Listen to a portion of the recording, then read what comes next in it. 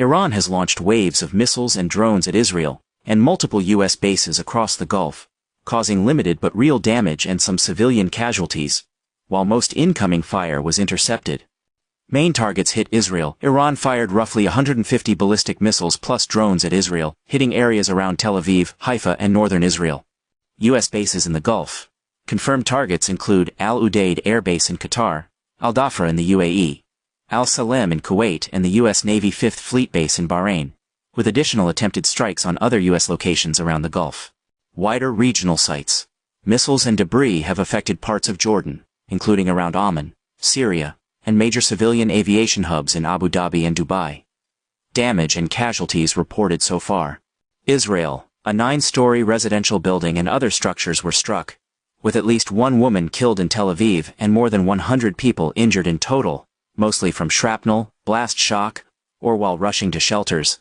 Israeli services, Magen David Adom, report around 120 injuries in early figures, with most missiles either intercepted or landing in open areas. U.S. forces and bases. U.S. Central Command says hundreds of Iranian missiles and drones have been engaged, with no U.S. combat fatalities, and only minimal damage to facilities after successful air and missile defense. Iran's Revolutionary Guard claims it targeted 20-plus U.S. locations, but U.S. statements stress that most were intercepted before impact. Gulf states and civilian sites. Bahrain's state media and other outlets report strikes or debris at watch near the U.S. 5th Fleet Base and Bahrain International Airport, causing material damage. In the UAE, fragments and possible direct hits near Abu Dhabi and Dubai led to temporary shutdowns at major airports.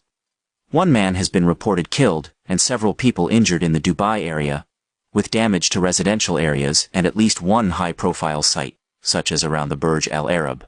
Syria. At least 4 people were killed in Suwaida by an Iranian missile, according to early reporting.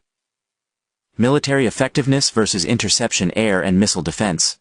Israel's layered systems and U.S. Gulf defenses intercepted a large proportion of missiles and drones, limiting structural damage at military targets. Nonetheless, the volume of launches led to scattered hits and falling debris across multiple cities and airports in the region.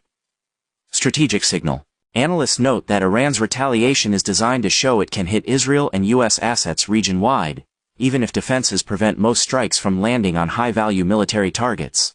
If this report helped you see the world differently, support independent journalism by liking this video and subscribing to WorldView Report. Your support keeps this channel growing.